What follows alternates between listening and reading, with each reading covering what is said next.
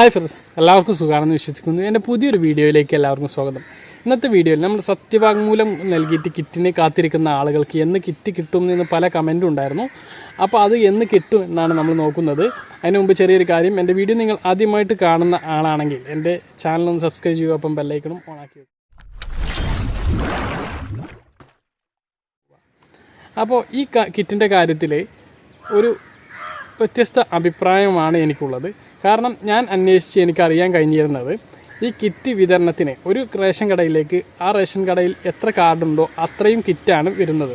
അപ്പോൾ നമ്മൾ കിറ്റിന് അപേക്ഷിക്കുന്ന ആൾ ആ റേഷൻ കടയുടെ പരിധിയിലുള്ള ആളല്ല. അപ്പോൾ അയാൾക്ക് കിറ്റ് കൊടുത്താൽ ആ റേഷൻ കടയിലുള്ള അംഗത്തിന് കിറ്റ് കൊടുക്കാൻ കഴിഞ്ഞിരുന്നില്ല. അതുകൊണ്ട് തന്നെ ഈ കിറ്റ് താമസിച്ചേ കിട്ടുള്ളൂ എന്നാണ്, എല്ലാ വിതരണവും പൂർത്തിയായതിനു ശേഷം കിട്ടുള്ളൂ എന്നാണ് ആദ്യം പറഞ്ഞിരുന്നത്. പക്ഷേ എൻ്റെ വീഡിയോയിൽ 2 കമൻറ്റുകൾ കണ്ടു. അവർക്ക് ഈ സത്യവാങ്മൂലം നൽകിയതിന് ശേഷം അവർക്ക് കിറ്റ് കിട്ടി എന്ന് പറഞ്ഞു. ആ കമൻറ്റുകൾ ഞാൻ നിങ്ങളെ ഒന്ന് കാണിക്കാം.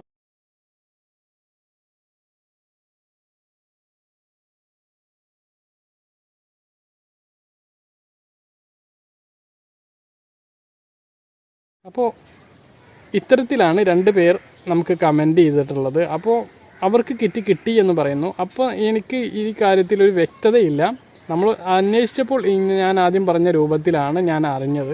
പക്ഷേ ഇങ്ങനെയുള്ള 2 ആളുകൾക്ക് കിറ്റ് കിട്ടി എന്ന് പറയുന്നത് കൊണ്ടും അതിലൊരു കൺഫ്യൂഷൻ എനിക്കുണ്ട്. അപ്പോൾ ആ ഒരു കൺഫ്യൂഷൻ നിങ്ങളുമായി ഷെയർ ചെയ്യാമെന്ന് മാത്രമേ ഉള്ളൂ. അപ്പോൾ നിങ്ങൾ എന്ത് കാര്യം ചെയ്യുക, സത്യവാങ്മൂലം നൽകിയ ആളുകൾ നിരന്തരം റേഷൻ കടകളിൽ പോയിട്ട് ഒന്ന് അന്വേഷിക്കുക. നിങ്ങൾക്ക് കഴിയുന്നതാണെങ്കിൽ റേഷൻ കടയിൽ പോയിട്ട് അന്വേഷിക്കുക, ഞങ്ങൾക്ക് കിറ്റ് കിട്ടുമോ. കിറ്റ് പല ആളുകൾക്കും കിട്ടിയിട്ടുണ്ട് എന്നാണ് അറിയാൻ കഴിഞ്ഞത്. ഞങ്ങൾ കിറ്റ് എന്നാ കിട്ടുക എന്ന് വെച്ചാൽ സ്ഥിരം ഒന്ന് അന്വേഷിക്കുക. അപ്പോൾ നിങ്ങൾക്ക് അതിനൊരു തീരുമാനം ഉണ്ടാവും എന്നാണ് നമ്മൾ പ്രതീക്ഷിക്കുന്നത്. നിങ്ങൾക്ക് കിറ്റിനായിട്ട് കാത്തിരിക്കുന്ന എല്ലാവർക്കും കിറ്റ് വേഗത്തിൽ കിട്ടട്ടെ എന്ന് ആശംസിച്ചുകൊണ്ട് ഈ വീഡിയോ നിർത്തുന്നു. എപ്പം പറയാനുള്ള പോലെ തന്നെ ചാനൽ സബ്സ്ക്രൈബ് ചെയ്യുക, ബെല്ലൈക്കൺ ഓണാക്കി വെക്കുക.